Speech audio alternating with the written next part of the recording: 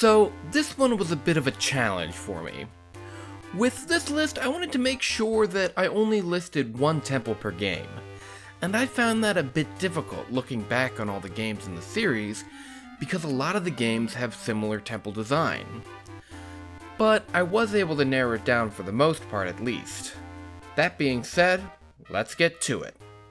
Number 12. Moonlit Grotto from the Oracle of Ages. The reason I like this dungeon has less to do with the temple itself. While it is a fun dungeon, the shipwrecked aspect of the island where it's located is what I found most enjoyable. It's almost as if the island is an extension of the dungeon itself. But of course, once you get into the dungeon, you're met with puzzles, which is what Oracle of Ages is known for. The item from the temple is the Seed Shooter, a neat weapon which acts very similarly to the slingshot in other 2D games in the series. And of course, you use the Seed Shooter to defeat the boss of the temple, the Shadow Hag. All in all, it's a very enjoyable part of the game. Number 11. The Palace of Winds from Four Sword Adventures. The Palace of Winds is the final dungeon of Four Sword Adventures. Making this list, I wanted to keep as many of the final dungeons out. But this isn't the only final dungeon on my list, so I guess I didn't do a very good job of that. I think the Palace of Winds is the most enjoyable and memorable dungeon from Four Sword Adventures, having a good mix of puzzles and action. It also is good for having multiple bosses, with Vadi and the not-so-shocking hijacking of the game by Ganon. For those reasons, I put it at my number 11 spot. Number 10. Level 9, from the original Legend of Zelda. The Skull. Death Mountain, the final dungeon of the first quest in the original Legend of Zelda. The largest dungeon of the first game, and it is a maze, filled with things that are designed to frustrate you. Wizrobes, which are pretty annoying in the first Zelda game, are all over the place. They can be made barely more tolerable with a magical shield, but the magical shield is taken away by like-likes, which, no surprise, litter the temple. And unlike in Ocarina of Time, where like-likes give back the items they take from you, in the first Zelda game, they don't. Once they're gone, they're gone. And it only takes a second or two for the magical shield to be taken. And those things are not cheap. Without knowing beforehand, you might find yourself facing Ganon without the item you need to defeat him, the Silver Arrows. You may have also already found an item in this dungeon, leading you to believe that there's nothing else to get. But this dungeon has two, which isn't unheard of, but it still can throw you off. But all my complaining aside, the final dungeon of the first Zelda game is one to remember, chock full of challenges and boss enemies, and of course, your first encounter with Ganon. It could make it one that's hard to forget.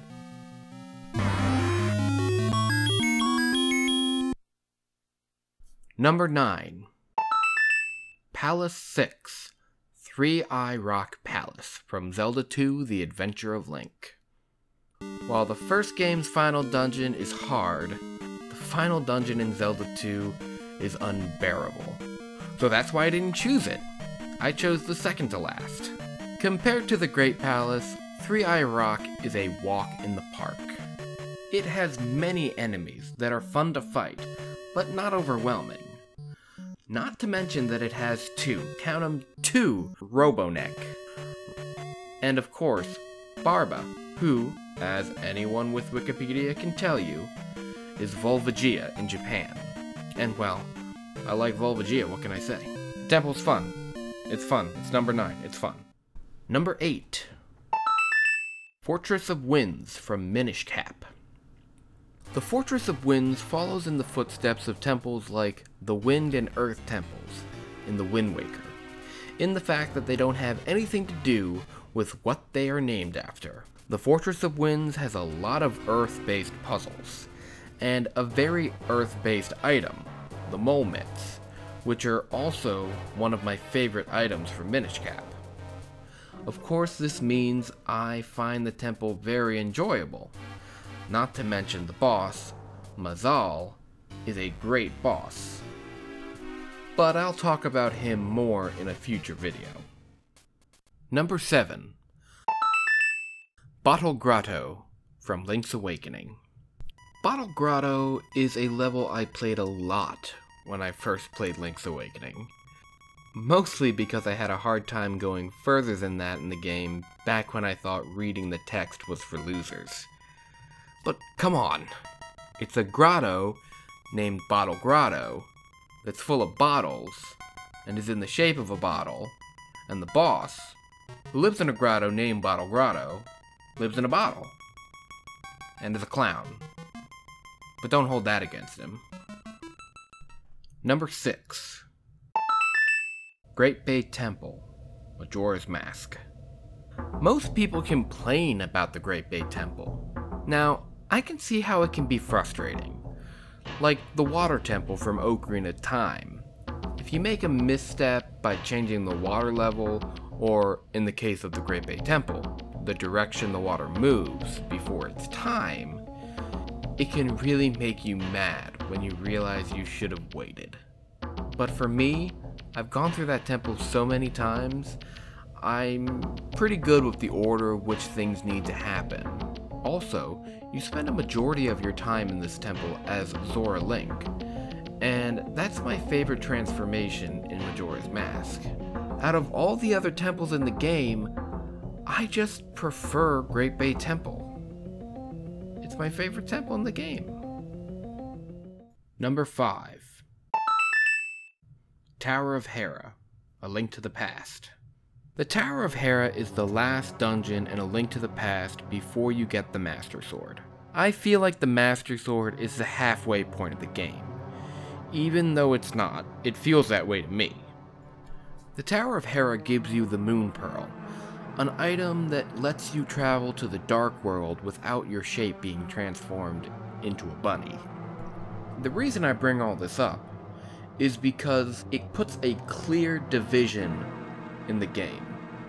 The Tower of Hera is the beginning of temples that are more complicated than the first two. Things like the color-coded blocks that go up and down with crystal switches, and of course the star-shaped switches on the ground that change the layout of floor tiles. The only thing that I can say I don't like about this temple is the boss. There's nothing more annoying than getting so close to defeating the Moldworm than being knocked to the side and having to start all over again. Number 4. Linnea Mining Facility from Skyward Sword. The Linnea Mining Facility is the third temple in Skyward Sword.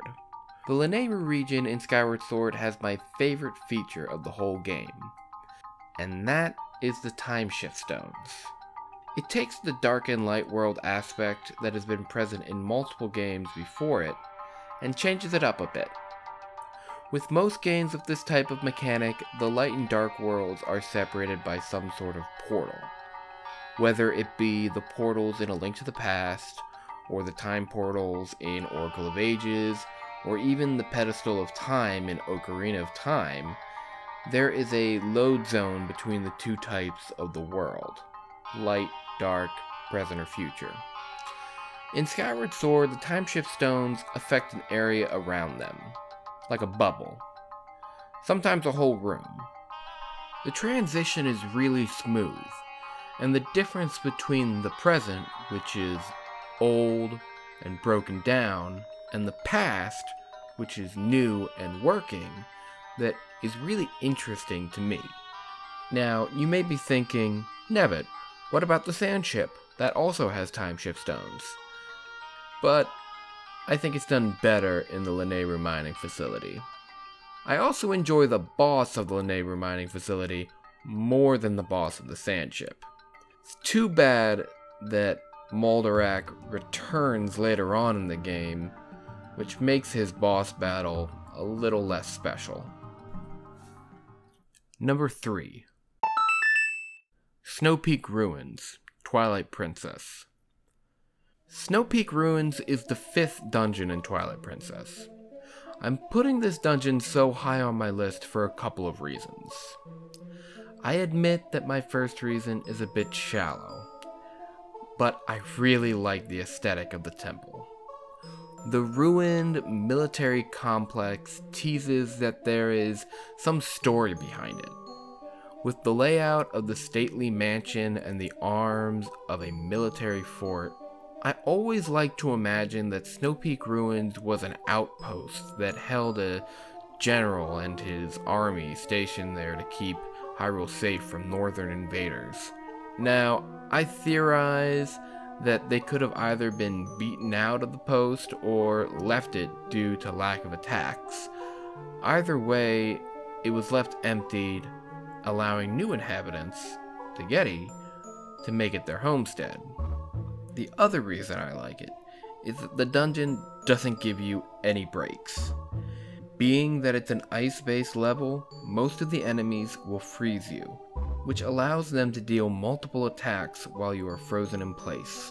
Not to mention my second favorite mini-boss, the Dark Hammer, and my least favorite grocery shopping experience are present in this dungeon.